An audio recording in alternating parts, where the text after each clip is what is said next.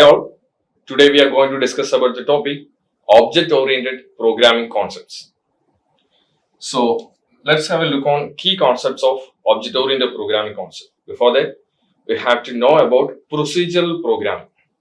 Actually, in the earliest time, we were using procedural programming for coding. We were using procedural programming for representing real-world problems. But there are some limitations for preserving this data. There were some problems with data security. There were some problems with representing all the real world entities. But in object oriented programming concepts, we were overcoming all these problems by using this OOPS concept. Let's have a look on some of the key concepts in OOPS. First one is object, second one is class. These are the major points in object oriented programming concepts. Let's have an example of library management system. Say the student is supposed to develop a program to manage all the library management system. There are uses, books, racks, etc. These are all the real world objects available in a library. He is supposed to represent all these entities in a program. By using procedural language, it's very difficult to represent all these real world entities to the program. But by using object, class, in object-oriented programming concept, we can represent all these real world entities to a particular software. First one, object, and second one is class. Then another key point is instantiation and constructors. Then coming to encapsulation, inheritance, abstraction, reuse, and polymorphs. We are going to have a broader look on all these key concepts in this session. Okay, coming to have a look on object. As I mentioned earlier, let's have a look on the example of book. Book is a class for that particular scenario. For a library management system, we can consider book as a class. What are the properties of that book? Let's have an example of a book and we can take the properties as its author, its publishing year, publishing volume, and its number of pages. And there are so many properties like books, title, etc. We can represent all these properties into a class named book. What is an object? Object is an instance of that particular class. Let's have a look. First one is identity, second one is state, third one is behavior. What do you mean by identity? Identity means is distinguished element of that particular class. Second one, state. It's a collection of values. That means variables in that particular class. Coming to behavior. Behavior means the capability to execute some task. We consider it as methods in our class. Let's have a scenario in library. We are having so many activities in library. First one, we borrow books, we deliver books, we rent a book, we give references for book in particular area. Like that, we are having so many activities. All these activities we can write under behavior. Okay, let's have a look on what is class. As I mentioned earlier, what are the properties of book? Book have a title, book have an author, there may be multiple authors, book have a publishing year, it's have a volume, in volume 2, volume 3 or 5, something like that, number of pages, and so many parameters are there. We can list out all these parameters inside a class, okay, in terms of variables. This is a major advantage of using a class. After that, when we call each time, when we call that object of a particular class, we can save all these details to a particular class. Let's say I'm creating an object for that particular class. That object contains all these variables. First one, title, author, number of pages, publishing year, etc. And coming to the definition of that particular class. Class means it's an encapsulated form. It contains all these methods, all these variables, etc. in an encapsulated form. When we are creating each time when we are creating that object, all these are allocated separately. Then coming to the memory allocation. This is instantiation, that is object creation. When we create an object for that particular class, let's say an example of book. When I'm creating an object for that particular class, book, each variable is created and it's allocated separately. For example, let's say I created an object named book1. Its memory allocation is like that. Title of the book is allocated for a separate memory. Then author of the book, a memory allocated separately, number of pages separately. Like that, that particular object points to a separate memory location. And I am saving a particular details to that memory is completely separated from all other data. That is, data is completely secured. Coming to encapsulation. Before that, I mentioned data in instantiation. That is, we are creating an object. And objects are initialized by using constructors. Constructors are invoked when objects are created. Coming to encapsulation. Encapsulation is the major component in object-oriented programming concept. That is data hiding. Actually, in earlier systems, procedure-oriented programming, data was completely open. Okay, when we are calling a particular function or procedure, its data is available to whoever person is calling. But in class, there are access modifiers, access specifiers, private, public, and protected. And in that manner, data is completely hidden in encapsulation mode. That is in object-oriented programming concept. Whoever person who is applying for a data in private mode is completely private. Whoever person declaring a data in public is completely public. Like that, data can be managed according to its privacy and terms and conditions. There is a major advancement in encapsulation. Then, coming to inheritance. One of the major advantages in procedural-oriented programming was reusability of the program. That is, if there are set of programs, set of instructions which can be reused, we can list it under a single name. For example, sum. There is a function named sum. We can list all the codes in under that particular name. When we want that particular function, we can call by using its name sum.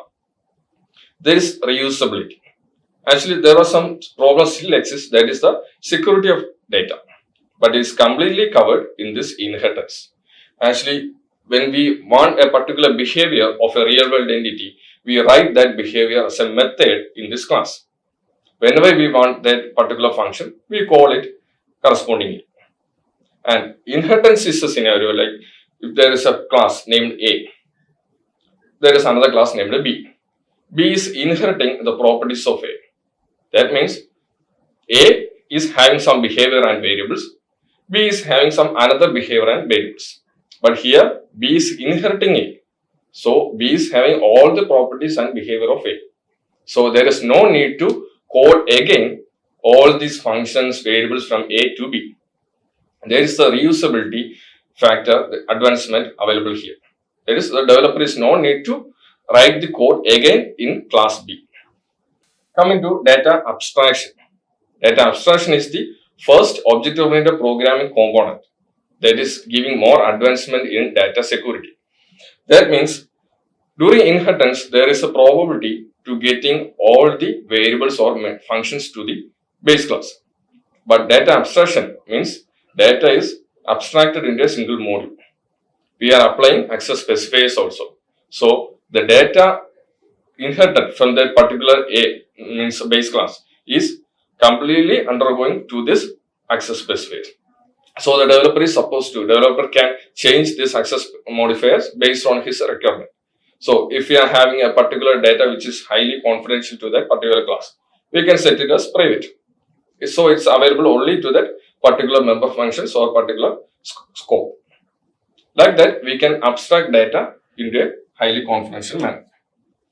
Coming to reusability, as I mentioned earlier, in procedural-oriented programming, reusability was the major factor. Data was not important at that time. But in object-oriented programming concept, data was the major concern. To improve data reusability and code reusability and to improve the data security, we are using inheritance along with access specifiers. Then, successful reusability of the program should always keep security also. So, by using this access modifiers, access specifiers, we can improve successful code reusability. And while defining a particular class, we should focus on the further expansion or further reuse and further use of that particular class. So the developer should first do a thorough research on the real life situation. Then he have to identify the entities Then he have to convert it into classes, and all these behaviors, all these activities, all these variables have to be successfully created after a proper research. Then coming to polymorphism. Polymorphism is another important feature available in object-oriented programming concepts. That means, say for example, there is a shape. Okay, we are taking a class shape. Shape means anything can be considered as a shape, a rectangle, a circle, or anything. Then another class base name is area. We can call anything as an area. We can call as area of a triangle. We can call as area of a rectangle, area of shape. Each area is having different formulas. Okay, we can say a base class named area or shape. Okay, is having a method area. Another class triangle, another class rectangle. Rectangle and triangle is inheriting base class area. See, all these are having a function named area. But area in base class is simply area. But in area in triangle is area of a particular triangle. But in shape, for example, circle is area of a particular circle. Both formulas are different. Actually, in effect, when we are creating an object of the derived class, there is an area which is different for triangle, different for example, circle, different for another shape. Like this, the same function area is acting differently in different derived classes. That is what we call it as polymorphism. Then, for example, move means something for a person, object. Move, for example, move is a behavior, but move is different for a particular vehicle. For example, a person is saying to move to me.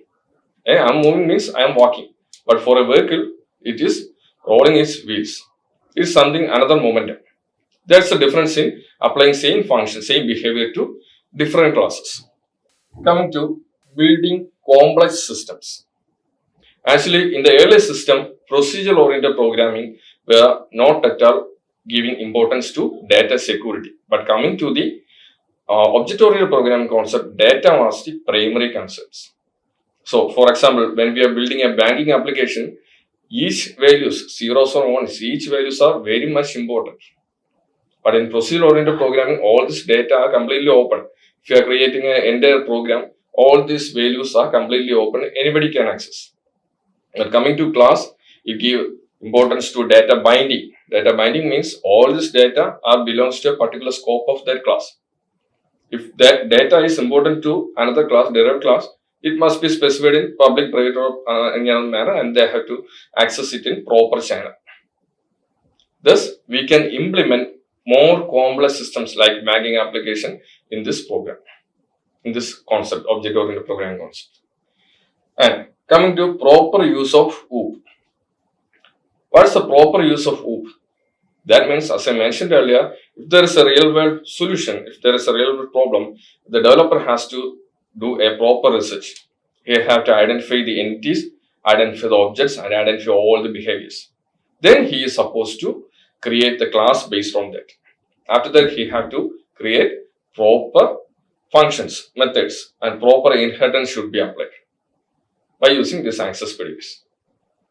Then only he can implement security as well as all the functions of real-world entity to this problem.